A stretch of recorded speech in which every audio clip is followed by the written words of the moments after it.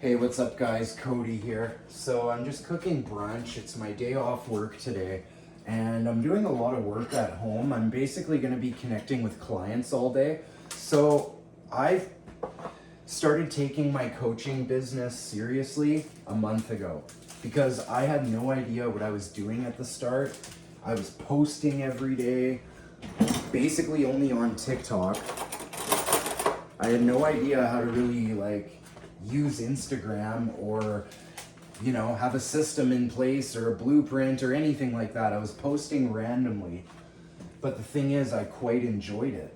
I found it to be almost like my own form of therapy because I was talking about these difficult subjects that I had been holding in for so long.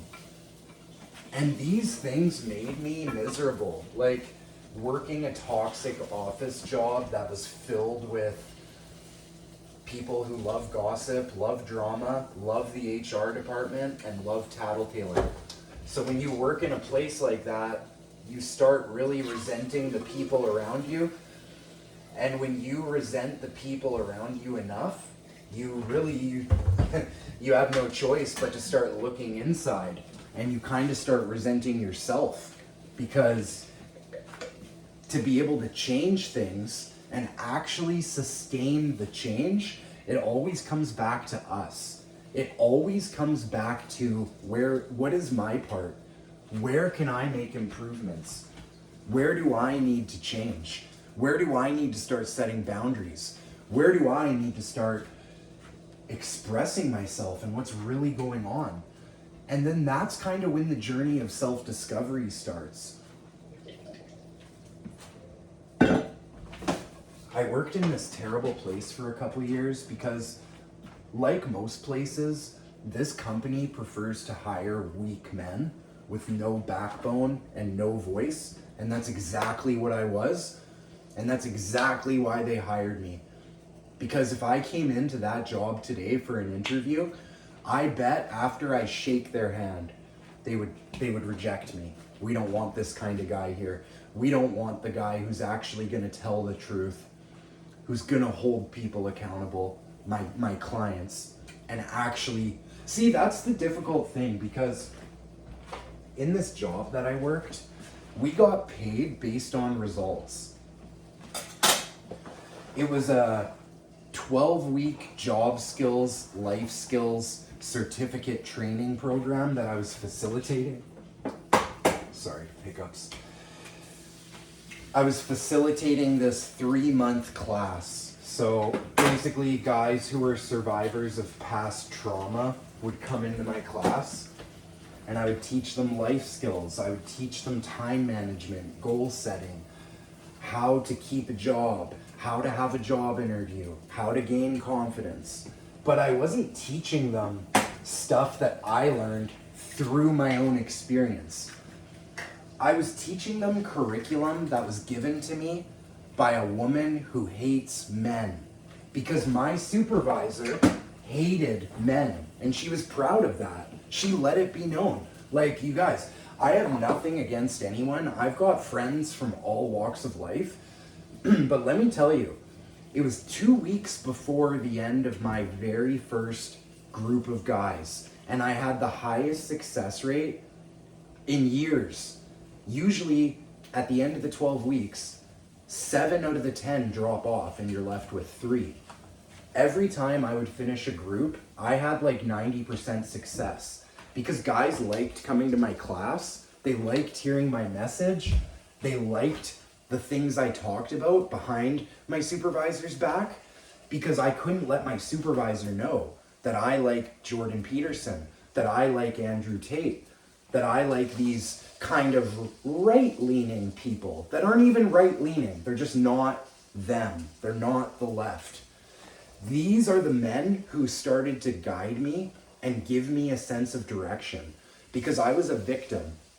My son's mother passed away 4 years ago, and I used that as fuel to do whatever I want, be a victim, not stand up for myself. Don't you know what I've been through? And then someone would come along and say, Yeah, but so and so has been through the same thing. Oh, well, that's different.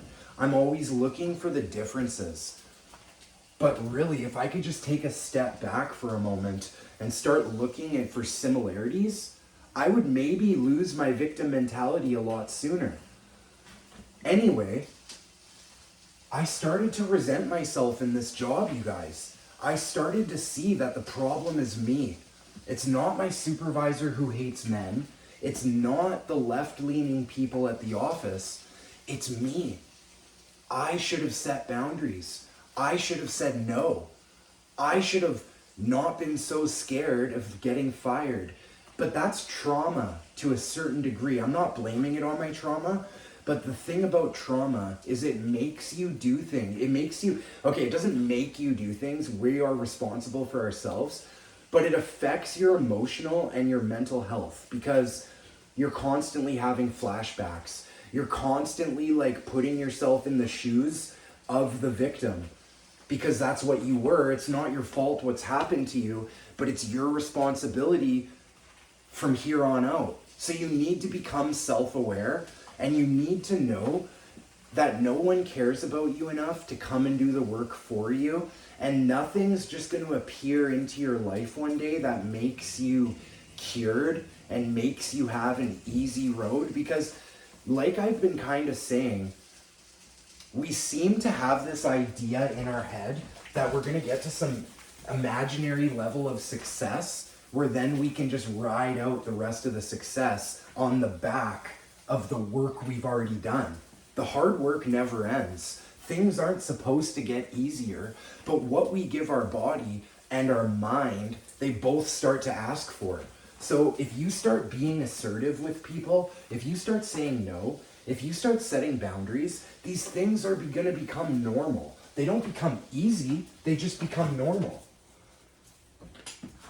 So when I left that job, I knew I wanted to start on social media because I knew that I have the power to help others. And it's not just helping others, it's inspiring change.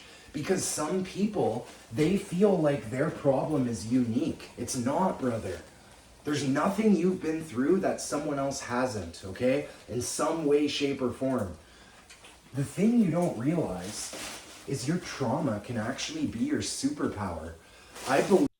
Sorry, guys, my phone died, but we've all heard so much about PTSD, right? But I believe in something called post-traumatic growth. And that is when you start to believe that everything that's happened to you has made you strong, it's made you kind, it's made you care about others, it's given you a heart, and it's given you some strength. Trauma is the best teacher. And if you can transcend your trauma, your whole life is going to change. It all starts with your outlook and your attitude. We don't consider how important attitude is. We've all heard of PTSD, but what if it's possible that PTG is just as real? We just have to go and take it because no one's just going to drop it into your lap. No one's going to make your trauma a good thing. No one cares. You have to care enough about yourself to at least be willing to look at the possibility that the things you went through have turned you into what you are today. That might not be the best thing right now, but you can transform it. You can change it. Your trauma can literally be your superpower. But this world that we live in, it really encourages the victim mentality. Not just encourages it, prefers it. You see a lot of people getting ahead in life for a little bit by being the victim. However, they pay the price in the long run because when you're trying to convince people you're a victim, eventually it's going to resonate with you and you're going to feel like a victim. And that's not something you want because that's not something that you are. Your trauma has made you strong. Just because the strength isn't visible right now doesn't mean it's not there.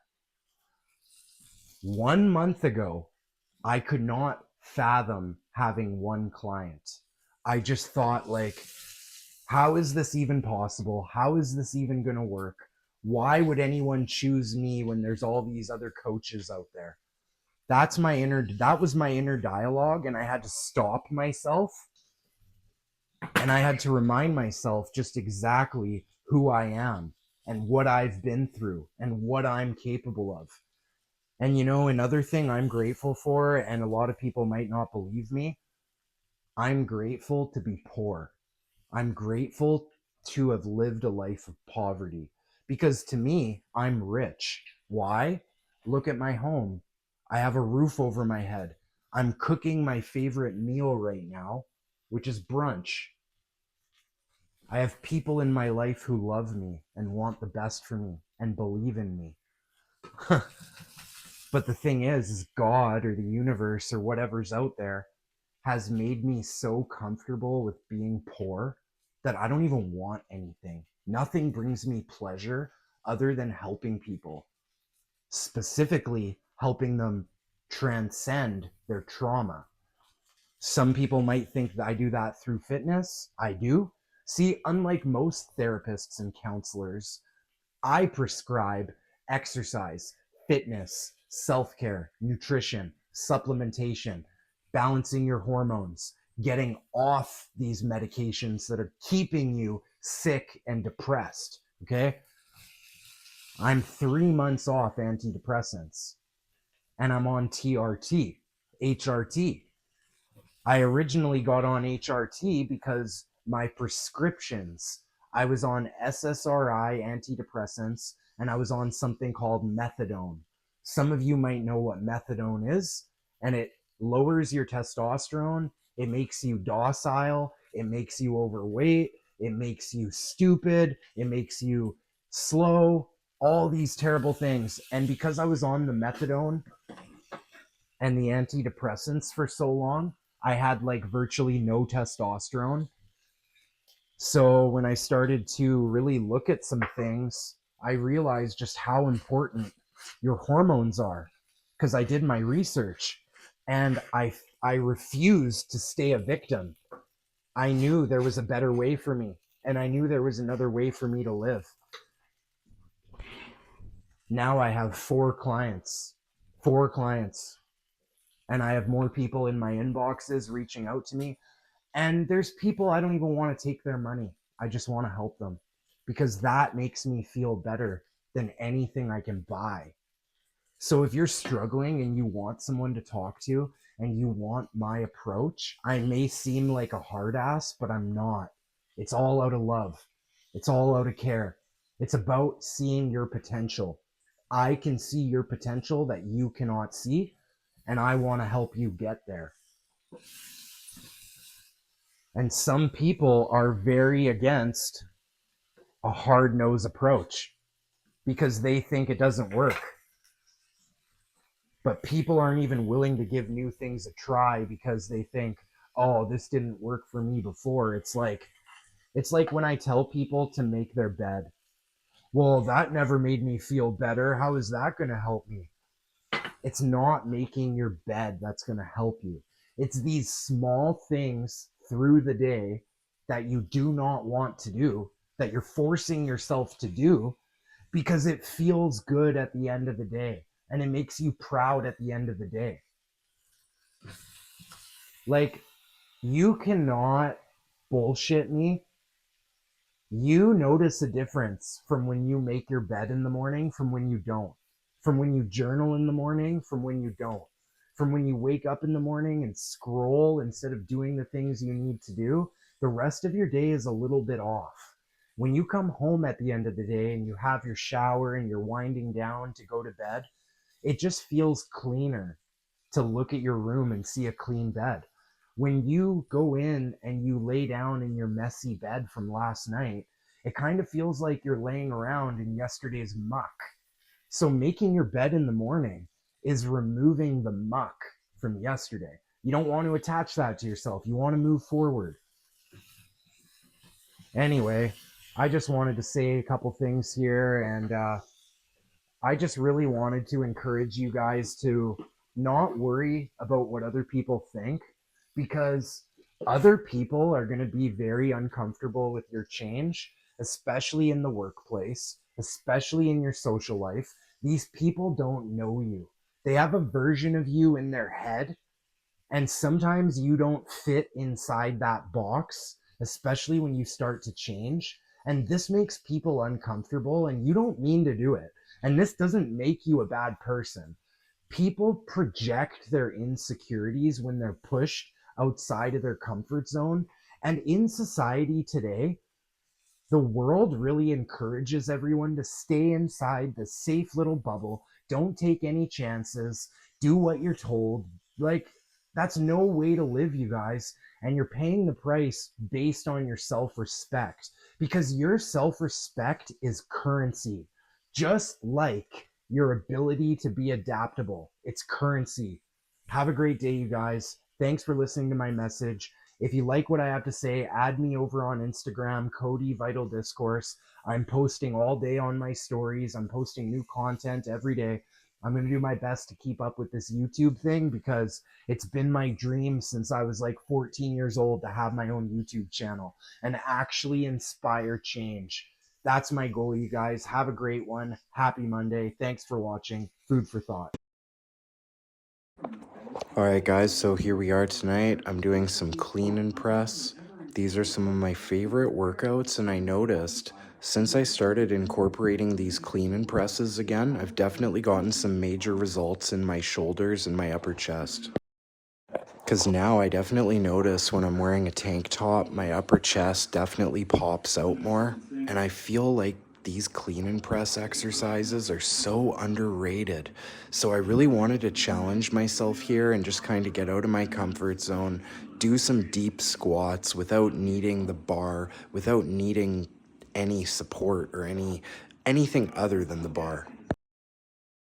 There's something about compound movements, and when I was a young guy, like 16, something that I heard a lot was compound movements release testosterone.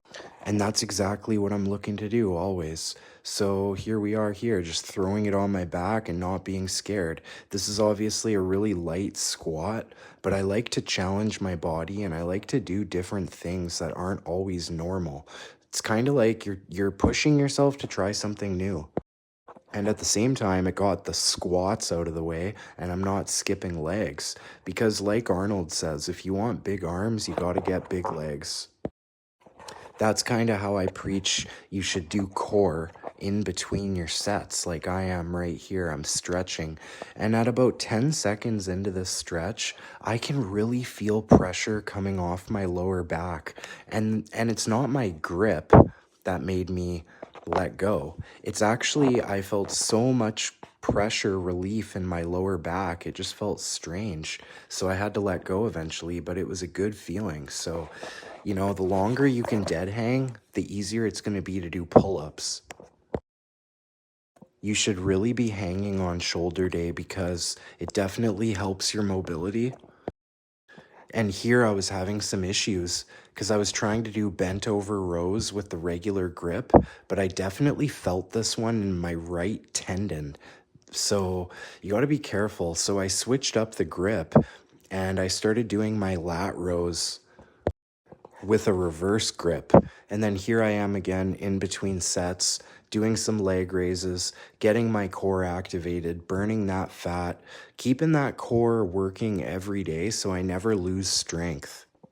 It definitely really sucks when you lose core strength because you notice it everywhere, and the stronger your core is, the heavier your bench. I just had such a killer workout, you guys. I feel like getting Monday started with a workout is the best way to do it. There's no better way. Because the thing is, you're starting your week off strong. Nothing beats that. So today I did clean and press, squats, military barbell press, bent over barbell rows, 21s with the bar, hanging leg raises, dead hangs, and bent over barbell rows. So yeah, I'm having some really bad pain right in here. And I think it's because a year ago I did this thing called Winstrol, and what had happened is it made me way too strong, way too fast, and my tendons couldn't handle it. It was terrible. It dried my tendons right out. So I never recommend that stuff. That stuff's terrible. So yeah, I did that, and now I'm just on TRT. That's all. And I feel great. I'm sleeping good.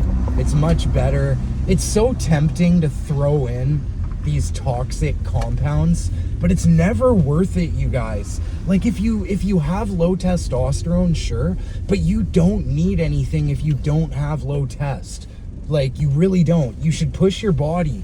Once you get into a good mindset, good like routine, and you're eating healthy food, and your habits are dialed in, and your gym routine's dialed in, you're gonna feel just the same as like someone on gear who's not hitting those markers. So it makes it's, you know, why not just tough it out, and you don't need it, and you look better. The more natural you are, the better you look. I think it's unnecessary. You don't need the toxic stuff, right? Stay natural. And I'm just at the grocery store right now, so I got to grab a couple things for dinner, so see you back in a bit. I wasn't gonna make a video till later, but I just got humbled real good, so I thought I would get back on here and talk about it. I was just in the grocery store, you know, getting my 30 pack of eggs, I'll show you the ground beef I got. I'll show you everything, but no, I'll just show you the ground beef. That's the most important. So the ground beef I got, it's getting expensive out here, but I got this for 35 bucks. So this will do me for a few days anyway. This will be good for me, and I got a 30 pack of eggs, so things are good. Got the ground beef, got the eggs. That's all we need. Everything else is just an added bonus. Anyway, there was this larger gentleman in the store, and I was getting bananas, and I was looking for a good set of bananas, ones that weren't too green and not too yellow. And what I ended up finding was 2 bags of bananas on sale for $1.80, and there's quite a few. And when I got to the till, the cashier, she charged me $2.10 because she didn't want to read the barcode, so she put in the banana code. So that's not what I'm about to talk about, though. That was just some BS that I had to speak up about and say, hey, charge me 80 cents more. And she made it right. So what happened, though, in the grocery store just now, it's funny because, you know, there's this guy when I was picking out bananas. I wasn't going to make another video till later, but I just got humbled really good, so I thought I would hop on here and talk about it. I was just at the grocery store picking out some bananas, and I heard this larger gentleman talk about how he'd love to get in shape and he would love to be able to do some body weight workouts because he was talking about this athlete that he watches on TV. And you know, it's funny because I wasn't going to say anything, but then I thought to myself, wait a minute, sometimes God, sometimes the universe puts things in our path for no reason. Like no reason, or sorry, for a big reason that like could be no reason, but it could be a big reason. So I don't want to downplay that. But so anyway, I couldn't live with myself if I didn't reach out a hand. So I just got out of my comfort zone and I walked up to him. I put my hand out and I said, hey man, my name's Cody. I don't want to interrupt, but I just overheard you saying something about getting in shape. I'm a personal trainer. And he just right away got defensive and he got mad and he didn't shake my hand. And I kind of just took a moment and I just said, okay, man, no worries. You know what? Totally my bad. I read the situation wrong. Have a good night, man. Thanks. And he didn't say anything back to me. He just glared me down. And I think maybe he took like a personal attack to it. I tried to come across as polite as I could. And, you know, I wasn't doing it for him at the end of the day. I was doing it for me because not only would it give me another client, but I also felt the need to get out of my comfort zone and push myself because that's going to boost my confidence. And even though I got rejected and there was plenty of people looking at me like it felt like they wanted to laugh at me, and obviously that's not the case, right? obviously, I think at the end of the day, the people that just saw me get rejected were probably thinking like, wow, that guy's brave, getting out of his comfort zone, going and like trying to, you know, push the needle forward. So it's funny how the mind goes. Like, I mean, I know for a fact he was mad, right? The way that he reacted, and that's okay, because I know I took the higher road, and getting in the routine of taking the higher road helps, and it's a confidence booster. And you know what? Next time that opportunity comes up, I'm gonna take it. When I hear someone out loud talking about how they want to get their life back and they want to get in shape, I can help them. So why not? There's going to be lots of times where I get rejected. So you know what I'm going to do? Every time that opportunity presents itself, I'm going to take it, and I'm going to reach out a hand, and I let the guy know how much I charge every month too before I walked away, because I just felt this need to let him know that there's people out there that is affordable. So whatever, because when I said, okay, yeah, man, just so you know, I charge $250 a month. My bad, I read it wrong. I read this thing wrong. It kind of, maybe he was speechless because it challenged his belief of what he thought of personal trainers, that they're not friendly, that they want to rip people off. Maybe he had some sort of idea like this in his mind, that by how I approached him with politeness, maybe it challenged his belief, right? So that's a thing too. Like, it's interesting how that works. So yeah, I just wanted to hop on here and let you guys know rejection happens.